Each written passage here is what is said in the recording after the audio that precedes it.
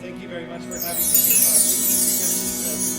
It's a privilege to be in a relationship with people from other faiths. It helps you not only to understand other faiths better, but it helps you to understand your own faith better. I think whenever you live in dialogue, or as we're discussing tonight, living in trialogue. And I've already got a few eyebrows raised as to, what is that word? Did you mean to write dialogue? No, it's trialogue, but of course it's talking about the three Abrahamic faiths. So let me begin. Many professors think their courses should be mandatory for a particular major in a university. Some even believe all students should take their classes. I must confess I'm not exempt from either of these charges. I believe the study of world religions should be required for a religion degree and should be included in the liberal arts curriculum. Globalization has brought winds of change to our cities, to our schools, and to our overall national consciousness in the U.S. It is in the best interest of the Academy to educate future leaders about other religions, and perhaps even more importantly, at a Christian institution such as Pepperdine, how to think about other world religions and the people who subscribe to them. There is too much at stake if we neglect this important topic. In the past, secular liberal arts university did not need to devote much attention to world religions. Neither did Christian institutions. The study of Judaism up to the time of Jesus was deemed appropriate due to the importance of Judaism being the foundation upon which Christianity was built. However, Rabbinic Judaism after the 2nd or 3rd century petered out in the curriculum. Judaism became frozen in time, a religion that birthed Christianity and slowly ossified since. Naturally, the study of Christianity held center stage once it decoupled itself from its parent religion, Judaism. And it all made sense because, after all, how much contact do we actually have with Jews? If we did know Jews, we thought of them as a blast from the past or a relic. But we also thought of Jews as a living testament to the truth of Christianity. Their mere existence proved that our Christian faith was built on facts, on something that actually existed and still exists. The Bible described these people, and we can now point to them as living proof of our Scripture's veracity. Unfortunately, these people never took the important step of following Jesus as Messiah. They were almost where they needed to be, but one more step was necessary. Never mind that we knew little of how Judaism functions today, or the 1900 years of history that transpired between the book of Acts in the New Testament and the founding of the modern state of Israel. Jews, after all, are a very small group. In 2010, the worldwide Jewish population was estimated to be around 13.4 million people. There are actually fewer Jews in the world than there are residents of greater Los Angeles. With such a small population, how necessary is it to dialogue with such a tiny faith? My answer to that question would be this: very. After the Holocaust, it was obvious that religious misunderstanding, interreligious strife, and plain ignorance have catastrophic consequences. In this case, 6 million murders. It was clear we need to know these people, the Jews. We need to engage them and their beliefs. If nothing else, we need to acknowledge their basic dignity as human beings, lest we repeat the atrocities of the past. Tables were turned, however, when airplanes full of American passengers plunged into the 2 largest skyscrapers in the United States of America's largest city on September 11, 2001. What scholars of world religions had been emphasizing for years had become patently obvious. We have no choice but to learn about other religions, including Islam, and what its followers believe about us, about the world, and about God. In the wake of September 11, the study of other religions, particularly Islam, had moved from an afterthought, even in a Christian university, to an imperative. Today, no liberal arts degree plan could be considered up to date without at least a basic introduction to the world's religions somewhere in the curriculum. As we globalize through constant international air travel, increased connectivity through the internet, and social revolutions abetted by cell phones, we are realizing the importance of religious literacy. My institution, Pepperdine University, has repeatedly emphasized that Christian education must be globally aware.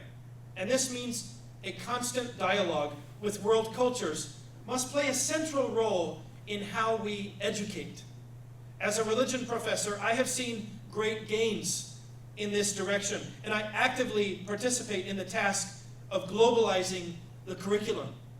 In my case, the challenge is to introduce students to global themes in the study of religion without creating an army of relativists who shrug their shoulders, put coexistence stickers on their cars, and repeat that tired pluralistic platitude which says there are many paths, or many paths to the top of Mount Fuji, as it is often said, talking about there are many avenues to God. In the late 1990s, I wrote my master's thesis on the pluralist Catholic theologian Paul Nitter. And I came away from that exercise agreeing with him in the sense that we need to be in dialogue with people from other faiths.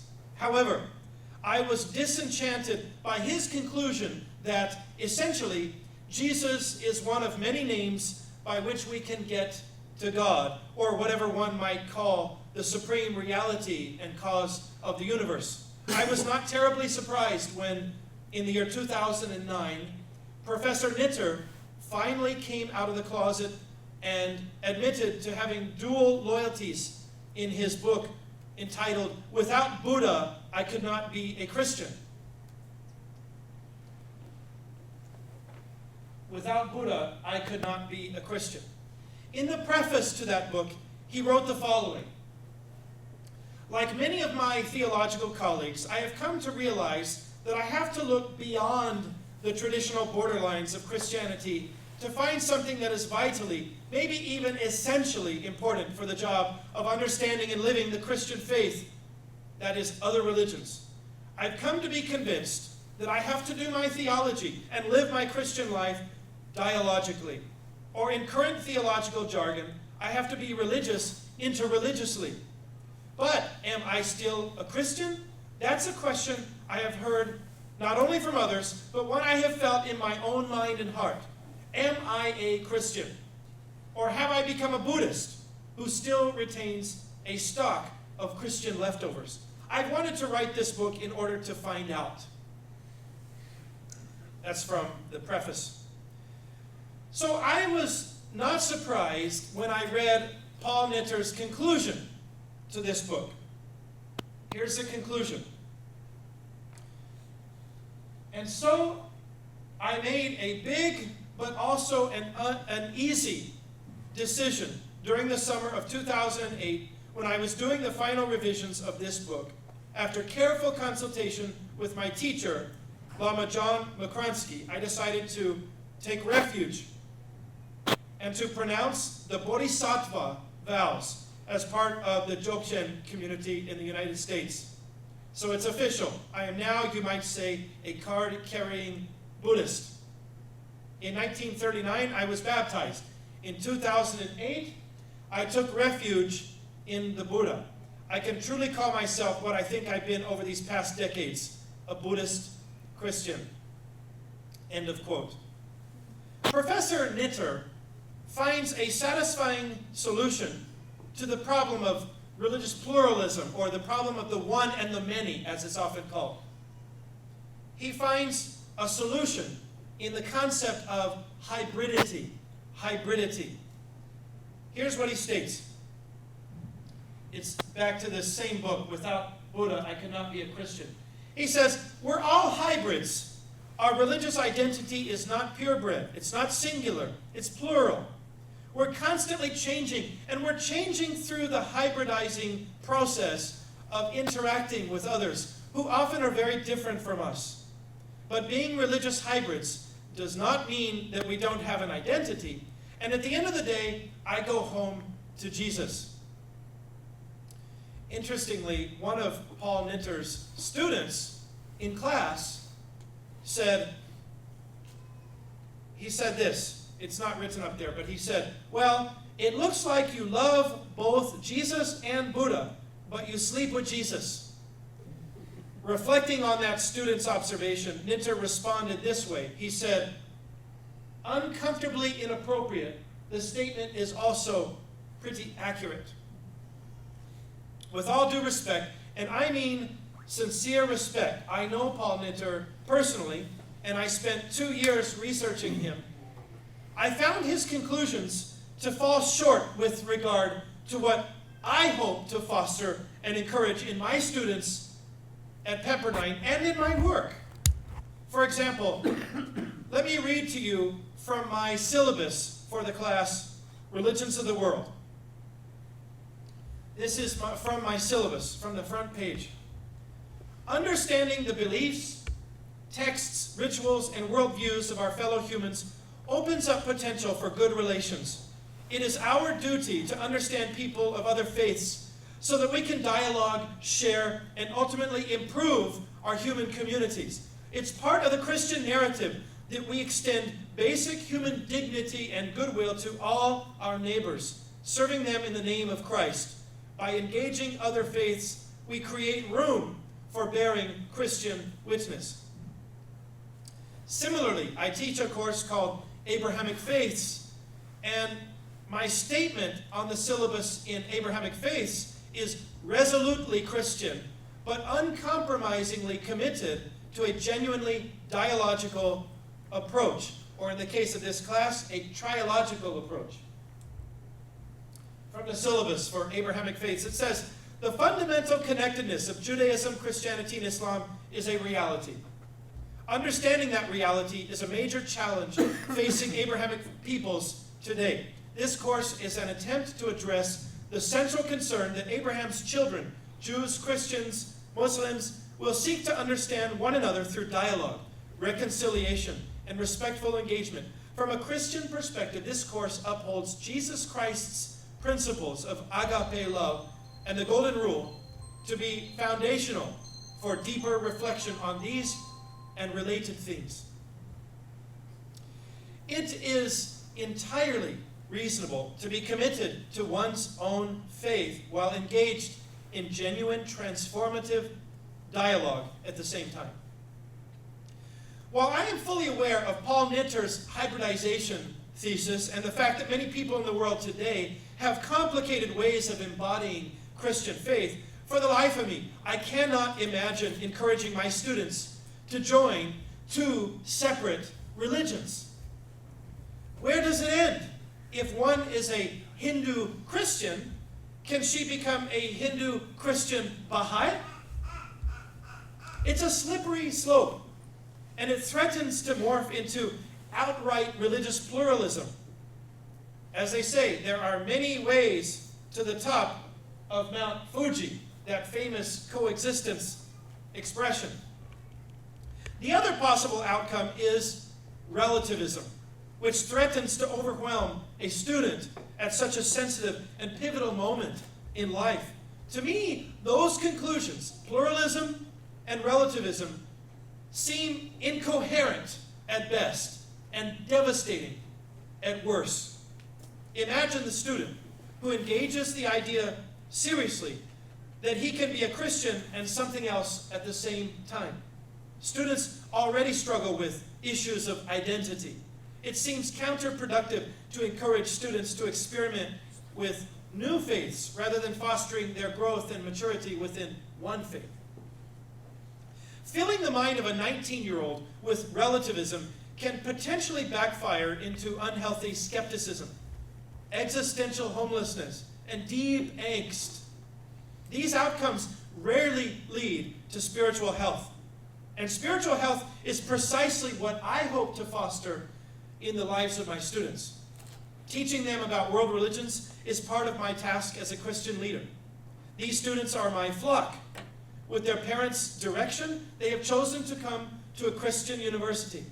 They know what they have signed up for.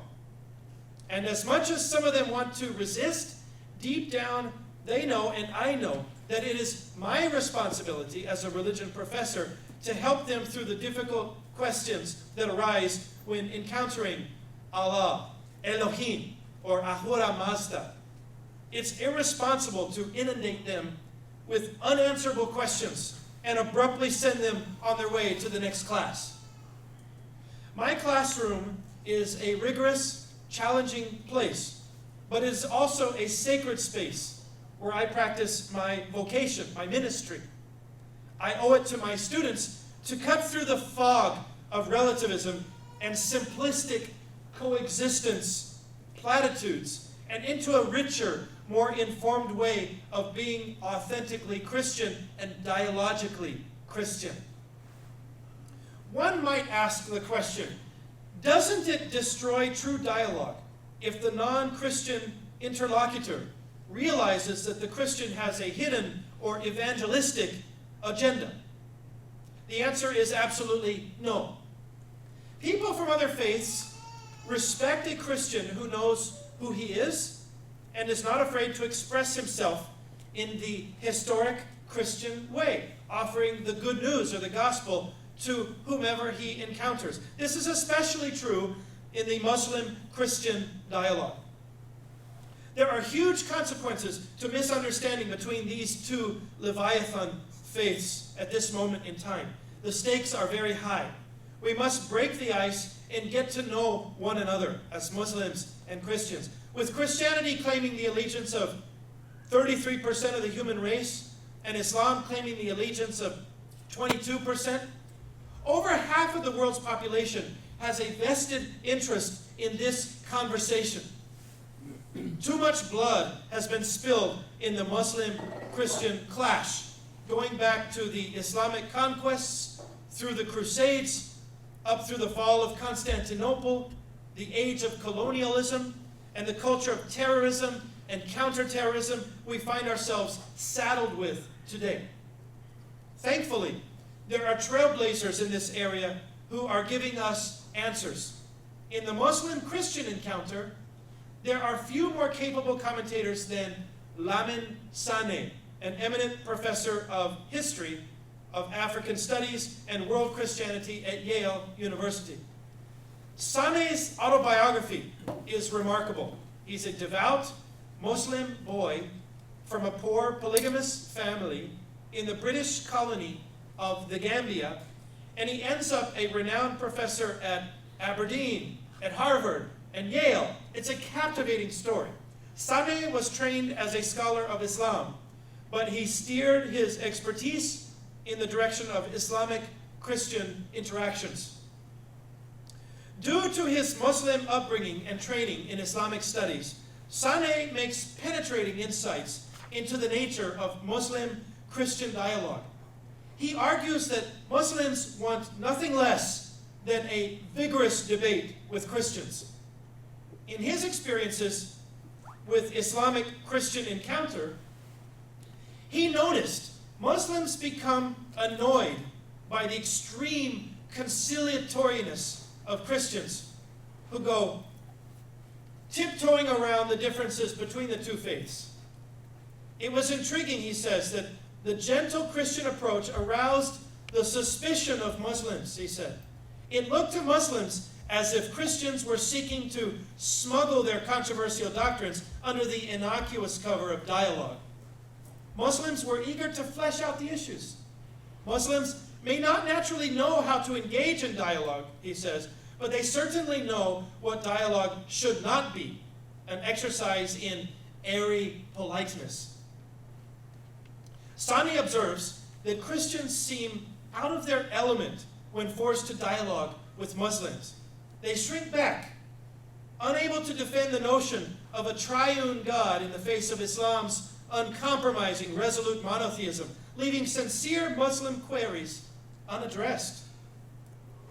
Sane argues that typically Christians think of interreligious engagement as action programs, community projects, which only sidestep the authentic dialogue about what faith in God means and how it should be rationally explicated. He writes the following: "For Muslims, truth is not something you can deduce from its indirect expression in actions. Rather, truth is truth by virtue of having its source in God the Exalted." And here comes the punch. Muslims, he says, are inclined to view Christian action programs as tantamount to Christian retreat from religion, their weak point. He continues, "Muslims do not understand that for Christians, social action is a legitimate outflow of the injunctions of Jesus, an engagement that is grounded in the regard for human beings as made in the image of God. It is instructive to recognize that what looks like retreat from one standpoint is actually a form of faith commitment from another standpoint." Sane's advice is that Christians honor Muslims with respect and openness. They should not, however, recoil on the tenets of their Christian faith. Muslims see a weakness in Christian witness at this point. While Christians are happy to converse and even to work together towards social improvement, they are often caught without a properly informed understanding of what they believe. Muslims do not admire this tendency for Christians to ignore doctrinal justifications for why they think and act the way they do. Christians should be Christians confidently, literally, from the Latin word con fide, with faith, con fide, confidence. Christians should take heart and cherish their rich Christian heritage even while engaged in difficult interreligious dialogue. Now, while religious pluralism might reign supreme in the Western world today, it can breed mistrust amongst Muslims, especially when it's perceived that what we as Christians are saying is that all paths are equally valid without any qualification to that statement. What do we mean by that? This type of laissez-faire pluralism does not make sense to Muslims and is illogical to more thoughtful Christians. And the question of whether one could possibly be a Muslim and a Christian is preposterous for Muslims. It's insincere, even offensive. A self-proclaimed Christian who embraces multiple faiths, who has a hidden secular agenda, or who's a closet relativist, will merely cause the Muslim to want meaningful dialogue with a Christian, a sincere and committed follower of Jesus Christ who walks the historic, orthodox path of discipleship to Jesus. We Christians must offer up devout and practicing Christians to the table of interreligious dialogue. To do otherwise is to miss a great opportunity to share our belief in the good news that Jesus Christ is for all people, not just for our tribe. Dialogue is not always fun, to use the dominant adjective of our day. Everything has to be fun. Dialogue is not innocuous, especially with Muslims. There is bad blood in the conversation. Jihads, crusades, clashing civilizations, land grabs, and a mutual anxiety that continues into the present. But the Abrahamic faiths are on some level siblings, coming from the same patriarch. And sibling rivalry can be the worst kind. As reconciliation within families requires an unpacking of issues for families to reconcile, productive dialogue refuses to skirt around past issues that have caused so much pain. We cannot pick at these wounds indefinitely, however. There must be an end in sight, but it would be naive to pretend that these issues have forever gone away. Dialogue that is rooted in knowledge, openness, and friendship will function with tenderness, with a listening heart, and with tears when we hear the pain that's been inflicted in the name of God. Tragedy must be acknowledged as a first step towards reconciliation. And reconciliation will only occur when we are honest about the horrors that our civilizations have caused. While the Muslim-Christian dialogue has become more urgent since 9/11, there is still much work to be done in Jewish-Christian understanding. Recently, I moderated a session at Pepperdine where we invited two rabbis, Rabbi Judith Halevi of Malibu and Rabbi Chaim Seidler-Feller of UCLA, to come to Pepperdine and to share with our students about modern Judaism. Ironically, the day they came happened to be the same day of Israel's national elections just recently.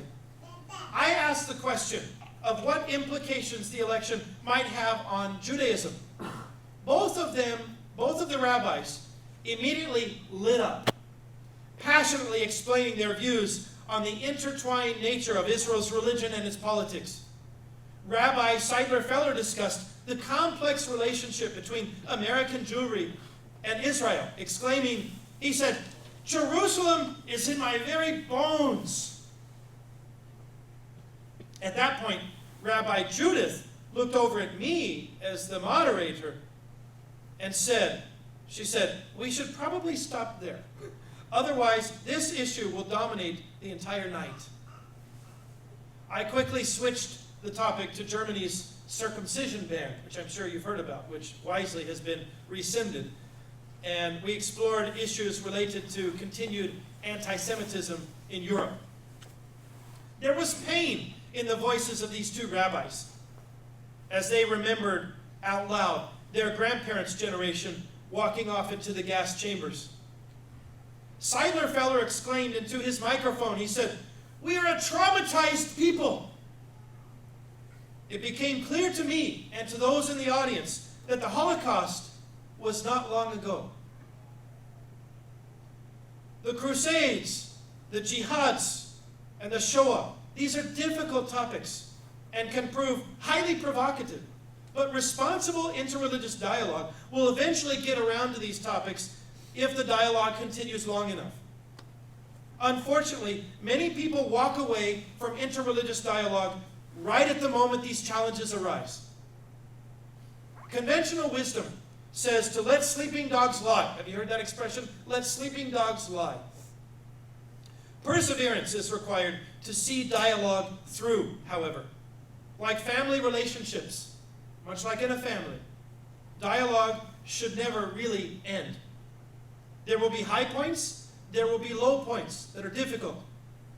But such is the nature of being patient enough with people to work towards the prize of reconciliation, peace, salam, shalom. As a professor of religion, my best hope for Abrahamic reconciliation is found in the legacy of my students. In my courses and in my own personal life, I try to live dialogically, but more important, I try to live Christianly. My hope is that my courses, my lectures, my interactions with students, and my overall scholarly agenda will open up meaningful, informed conversation with non-Christians in such a way that they might come to understand the good news that I have to offer as a Christian. To wind down this paper, I will discuss a few ways that I am trying to work and live more dialogically. First, the rhythms of academic life are found in the classroom. And the classroom is where I can foster a dialogical outlook and engender principles of mutual respect. I am currently teaching two courses, History of Christianity and Abrahamic Faiths. Early in both courses, my lectures attempt to unpack the concept of inspiration in the three Abrahamic religions. Inspiration plays out in different ways in different faiths, at different times, and in the minds and hearts of different interpreters. For example, Christians generally believe that the Old Testament writers were inspired, but the New Testament takes a certain privilege in what we as Christians believe and do. The early Christians believed in the inspiration of the Jewish scriptures, but critical matters had been redefined in light of Christ's teachings, his death, and his resurrection. Moses was inspired when he spoke of certain animals being off limits for food. But the coming of Christ mandated that Christians reinterpret those laws. The earliest Christians, who were all Jews, sensed that God was telling them that Gentiles or non-Jews were as acceptable to God as Jews were. No longer were Jews the chosen people. Rather, all people were now welcomed into God's tent. Thus, Christianity's teachings are to be taken as more recent revelations from God to humankind. 6 centuries later, Muhammad accomplished a similar feat, but in a different way. Instead of referring to the Quran as the fulfillment of Old and New Testaments, he argued that the Judeo-Christian scriptures were corrupted due to careless copying, poor theology, and half-truths that had been passed down. For example, in the Quran, Jesus is not the Son of God. He did not even die on the cross. The crucifixion of Jesus was untrue. Jesus was protected from such a brutal, heinous act, far below the dignity of a prophet, and Jesus was assumed into heaven directly. Surah 4 reads, "No, God has sealed them in their disbelief, so they believe only a little. And because they disbelieved and uttered a terrible slander against Mary, and said, 'We have killed the Messiah, Jesus, son of Mary, the messenger of God.' They did not kill him, nor did they crucify him, though it was made to appear like that to them. Those that disagreed about him are full of doubt, with no knowledge to follow, only supposition. They certainly did not kill him. God raised him up to himself. God is almighty and wise. There is not one of the people of the book who will not believe in Jesus before his death. And on the day of resurrection, he will be a witness among them. Against them." There's a 2nd century Gnostic gospel called the Gospel of Basilides, which argues ideas strikingly similar to the Quran on this topic, although it was dismissed by mainstream Christianity as being heretical. Gnostic ideas similar to these have been categorized under what's called the Semblance Theory, arguing that while Jesus may have appeared to have been crucified, it was probably someone else, such as Simon of Cyrene or Judas. Whatever the case, there can be little doubt that Basilides, or someone with a very similar understanding of Jesus' death, influenced how early Muslims understood the crucifixion, because the views are so similar. Thus, a dialogue has begun. I have presented for you a dialogical starting point, and it has swiftly unfolded with these topics, linking the histories of these 3 faiths, showing how their understandings of interpretation spill over into each other. This example shows how basic events get interpreted between the Abrahamic faiths and even within each faith itself. Similarly, with virtually any issue in Christian history, there is a connection to Judaism and Islam. Virtually any issue. Politics, interpretations of monotheism, authority, worship, ethics, architecture. We could go on. Siblings, indeed. The Abrahamic faiths offer 3 different yet vaguely similar perspectives on virtually any aspect of religious life.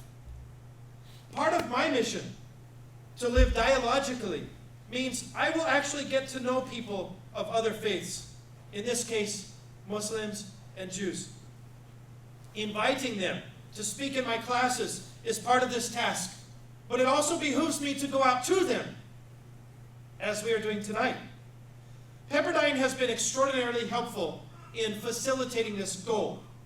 In 2010, my provost, Daryl Tippins, connected me with Pacifica so that my wife and I could be guests in Turkey for nearly 2 weeks. The friendships we made on that trip and the conversations launched continue to the present day in meals together, shared speaking engagements, and good memories of traversing Turkey while discussing theology. I will never forget one of those conversations on monotheism, when someone asked, if indeed there is only one God, then does that mean we are members of the same religion? That question will definitely make you pause and think about it. Both of our tour guides from that trip, Fatih is one of them, have come to Pepperdine to speak and share about Islam. Fatih, who's holding a baby in the back, came to my world religions class, and he talked about the Muslim holiday Ashura. Ashura? Yes. Sharing with us, he shared with us vast servings that he and his wife Pinar made for us of Noah's pudding. He and his wife made just for the occasion, just to come out to us. They gave it to all of my students. Another of the tour guides from that trip, Os, came to participate in a convocation series for students entitled The Future of Religion, dealing with each of the Abrahamic faiths. Pacifica also connected Pepperdine with Turkish author Mustafa Akyol, author of Islam Without Extremes, who visited and spoke at Pepperdine to a packed house. Pepperdine has recently established the Diane and Alfred Glaser Institute for Jewish Studies with a generous grant from the Glaser family. This institute is making a difference at Pepperdine. The Future of Religion series that I just talked about was the idea of this institute, and it was a great success as students were introduced to committed, practicing leaders from all three of the Abrahamic traditions. The Glaser Institute supports student travel to Israel, offers various scholarship programs, supports several staff and faculty to promote Jewish studies and Jewish events at Pepperdine, and they provide grants for professors who integrate Jewish studies into their courses. The Glaser Institute illustrates that while interreligious dialogue generally begins at the grassroots, like tonight, there is nothing prohibiting effective strategies from a top-down approach. Together, the Glaser family and Pepperdine are creating programs that stimulate and facilitate a culture of dialogue on our campus in Malibu. I conclude by re-emphasizing the imperativeness of dialogue. One of my students recently wrote the following: with idealism comes naivete. I think this is correct at some level. This student warned against dialogue being an idealistic phase that we go through. We get excited about the flavor of the month, but quickly move on. This month it's interreligious dialogue, next month it's something else. This student was reacting to a famous Jewish author named Bruce Feiler, who wrote a book about interreligious dialogue, and only a short time later he wrote a book about parenthood. This same author has written books about topics such as Japan, country western music, and life in the circus. And while it's admirable that a writer of such books would be interested in interreligious dialogue, it seems a little silly to devote books to such random topics. And it threatens to reduce something as important as interreligious dialogue to the level of an intriguing subject to explore during a season of life. So, dialogue today, the circus tomorrow, Garth Brooks next week. Dialogue is a moral and theological imperative, not a novelty or a mere curiosity. We live dialogically because we actually believe strongly in our faith. We also believe strongly that we have something to learn from others. We believe in the power of the word, which is where we get the word dialogue in the first place. Dialogue literally means to reason through words. So dialogue is not something we must do in order to check it off the list. Let us not be naive and make the mistake of equating religious pluralism, or even worse, relativism, with dialogue. They're different things. Dialogue is a process. It's how we live. We open ourselves to the other, and we are forever impacted by the other. We reason together in order to understand the truth better. As Abrahamic peoples, we believe in God. And not only do we believe in God, we believe in the same God, albeit with differences in our understandings. In interreligious dialogue, we explore these issues. In reality, this is no different from the type of dialogue that takes place within religious communities, intra-religious dialogue. The conversations that take place within the mosque, within the church, within the synagogue. This is part of being a member of a faith community. We reason through words together. We disagree. We dialogue. This all is to point us better towards understanding God's truth. The Bible in Isaiah, in the Christian Bible, in Isaiah 1:18, it says this: "Come now, let us reason together, says the Lord." In the same passage, God says, "Wash yourselves, make yourselves clean. Remove the evil of your deeds from before my eyes. Cease to do evil. Learn to do good. Seek justice. Correct oppression. Bring justice to the fatherless. Plead the widow's cause. Come now. Let us reason together, says the Lord. Though your sins are like scarlet, they shall be white as snow." Let us continue our dialogue. Let us reason together. Let us create an environment that facilitates robust yet respectful dialogue. It's a privilege to investigate God's truth with you. Thank you for listening to my thoughts this evening.